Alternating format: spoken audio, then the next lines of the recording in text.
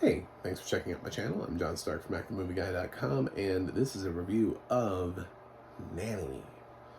Not The Nanny with the TV series, but just Nanny. It's on Amazon.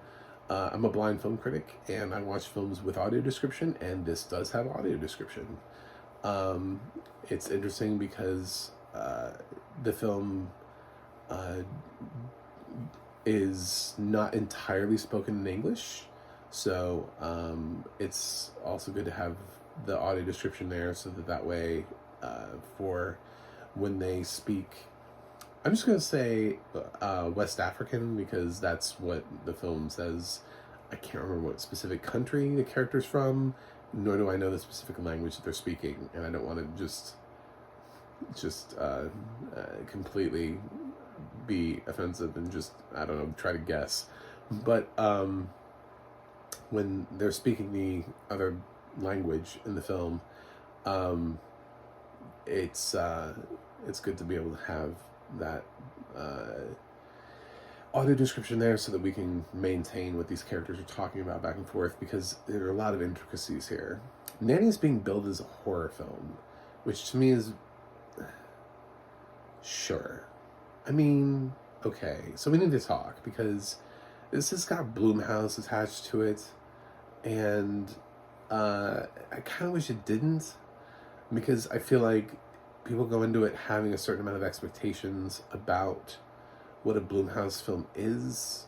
Jason Blum has kind of done that. He's crafted this thing for himself where when he puts his production company in front of something, there's this immediate expectation that it's going to be like the other things that he's done.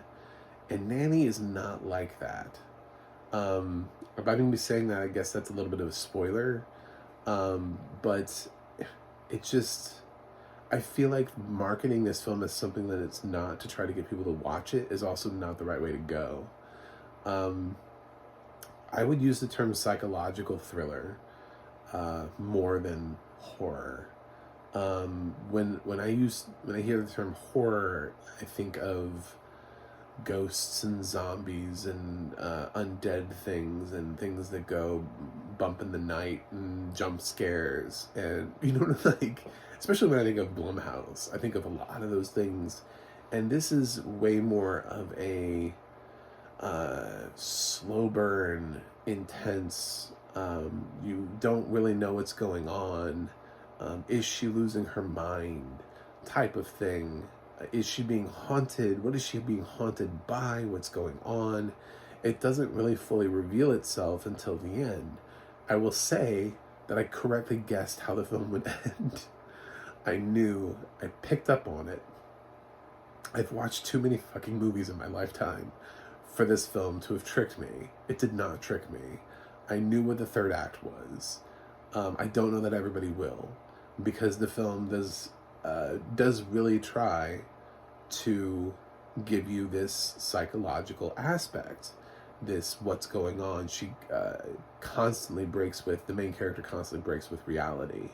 Basically, the story is about a mother from West Africa that is in New York taking care of this little white girl, Rose, and she's part of, it even goes into this community of nannies, and they're all like from Africa, and they're all looking after these little white kids, and I was like, I feel like I've seen this before.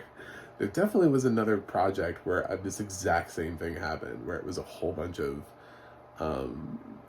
like African nannies or Haitian nannies or something, and they were all like talking. I was like, I've had this scene in a film before. I don't know what film it was, but I've been here before. So she's looking after this little girl, Rose is nice. Rose is cute. She's fine. Michelle Monaghan is in this to try to, I guess, make people think that her role matters. It really doesn't matter. I could have played Michelle Monaghan's role. Michelle Monaghan's role is irrelevant, and most roles in this film are irrelevant. It's about her. It's about the nanny. It's about Aisha. I think that's right. I should have IMDb'd that before. I did just see it yesterday. I'm gonna go with Aisha. Um, it's about her and her desire to bring her son over from Africa, from where she lives, to New York, and she keeps FaceTiming him and talking to him about he's gonna get to see snow for the first time, and she's really excited because she bought him this winter coat, and she's been saving up all this money so that she can bring him to America and they have a place to live. And she's also started dating this guy Malik, who seems like a really good guy. So life is kind of working out for her, but also she starts being like haunted / having this weird break in reality just quite frequently. She starts seeing things that aren't there. She starts seeing reflections in mirrors that are not there. They're not necessarily your typical horror movie things. There's some imagery here and representation that maybe some people who have seen Nanny would be like, no, I would qualify that as a horror movie. And I don't know. I think it's a psychological thriller. She's when you look at the totality of the work, it's a psychological thriller. I think it's more well crafted than you would give it credit for. Just putting it in the horror genre simply because it feels like there's a haunting. It doesn't necessarily mean, or because you see things that aren't really there. I don't know. It's very weird. At no point in the film does like somebody like rip their head off or like rip their face off, or nobody like does the crab walk, or the blood doesn't drip from the ceiling. It's just, I mean, like the typical things that are in horror movies just don't exist here. There isn't a ghost that just pops out of nowhere and just like boom, like, it's just, the things don't happen that happen in horror movies. This is far more of a psychological thriller. It's far more of a person's breaking with the real world and possibly going insane. But are they? And why? That's what the mystery of the film is about. That's where the heart of this film is about. And I think it has a really solid lead performance from an actress whose name I definitely need to learn. And hopefully we'll see more from her in the future. I think the film is well directed. What I don't think it has is sound design and the score. Oh my Jesus. I was annoyed. It was a bit much. I'm going to be honest and say, and I'll blame the director a little bit on this too. I think the director was doing fine with a lot of the other stuff, but the sound design on this was so annoying. It's like the film, for some reason, like somebody thought it'd be really cool to just like go really heavy on the bass and just like it feels sort of like a helicopter is landing nearby, but it's so overused and overdone where you just have this like under the I don't know, it's this sound, and it kind of like knocks out any potential score that could have been there, that could have really helped better. They just go for this really just sort of like thing underneath the film, and it just builds, and it gets louder and louder and louder, and it's just all it is it's just a weird sort of humming bass sound, and it's not really, I mean, I guess somebody could be like, do you have the sweetest subwoofers in the world, man? It's like, man, if I had subwoofers, that would have just made it worse. It would have just made it sound louder. It's not the quality of it. It's not like I'm saying like, oh, it was fuzzy. I'm saying like it kind of just distracted from the scenes. Like, I'm trying to sit here and follow the actual, like, the acting and the psychological thriller and the plot and what's going on, and meanwhile in the background we've just decided to just go like screw the score, we're just gonna make loud bass noises. And yeah, I did. I just the sound. I don't know if I would qualify that as sound design. It could also be the score. It could be the person who wrote the score that was like, "This is what we're gonna do. It's gonna sound super sweet." But somebody along the way should have been like, "I don't know, is that super sweet though?" I feel like we overuse it. I feel like you do that once. You know, you do it once and it works, and you're like, "Ooh, that worked in that one scene." You do it repetitively, and it's like, "Why are we doing this?" This is not a score. This is lazy. So this is just, um, yeah, and that's also how you kind of know it's not a horror film, because with horror films, the sound always drops out. No, no, the sound design here does anything but drop out. If anything, it doubles down and gets louder. Um, so it's yeah, it refuses to let you sit in a moment and be quiet and ponder your thoughts.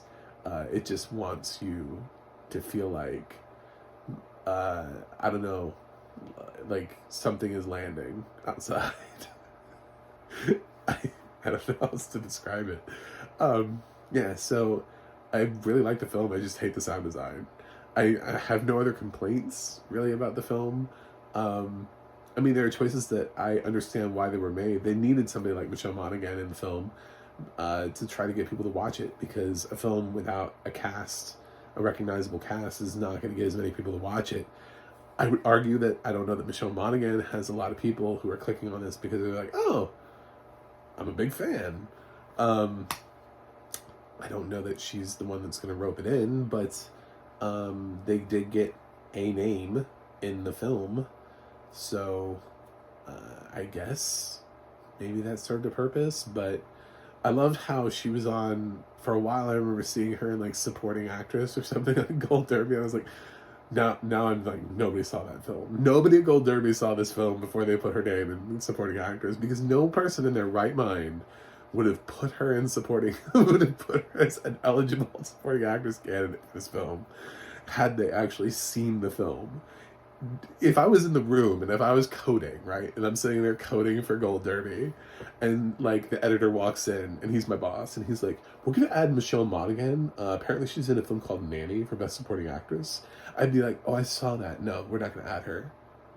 And they'd be like, "No, no, no, we're adding her because she's Michelle Monaghan." I'd be like, "No, we're not. We're not adding her."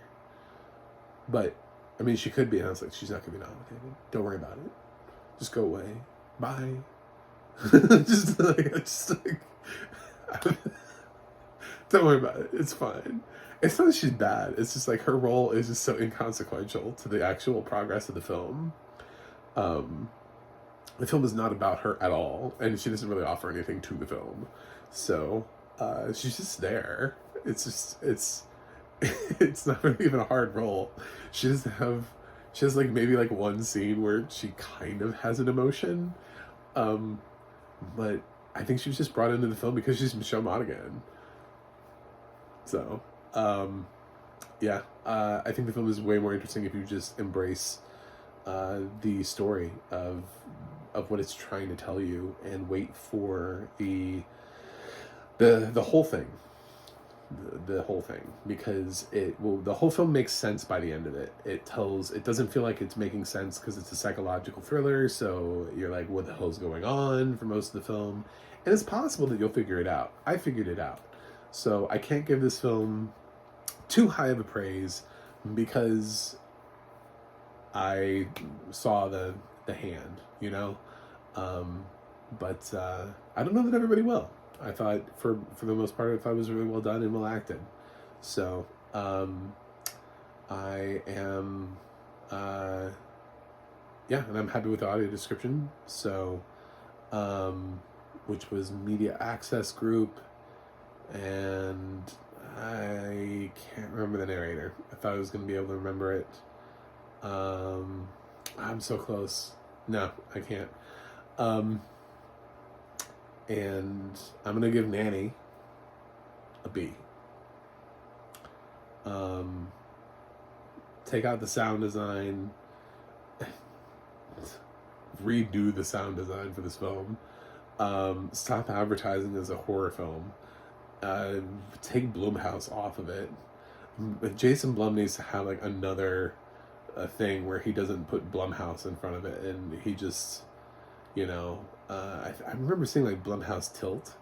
Maybe he could just have Tilt, and that can be his thing for when he has films that are not really horror films, so that he doesn't put the expectation on them. I think people are gonna watch this thinking there are like jump scares everywhere, and that's not the case. So yeah, but I think it's definitely worth a watch. So I hope you enjoy it as a psychological thriller, not a horror film. It's meant to make you wonder whether or not she's losing her mind. That's all it is. So please subscribe. I'm trying to get to 100 by the end of the year. I'm 8 people away. It's totally achievable. So if you're new to my channel and you haven't subscribed yet, click subscribe and help me get to my year-end goal. It'll be a great Christmas present. Also, I have a website, macthemovieguy.com, that you can go to whenever you want. And you can follow me on Twitter at macthemovieguy. You can go to the audio description project, adp.acb.org. It'll let you know what has audio description and where you can watch it. And you can go to the adna.org. That's the adna.org. And it'll let you know who is narrating your favorite films and television series. That is it from me today. And I will review something else for you guys and see you on the other side.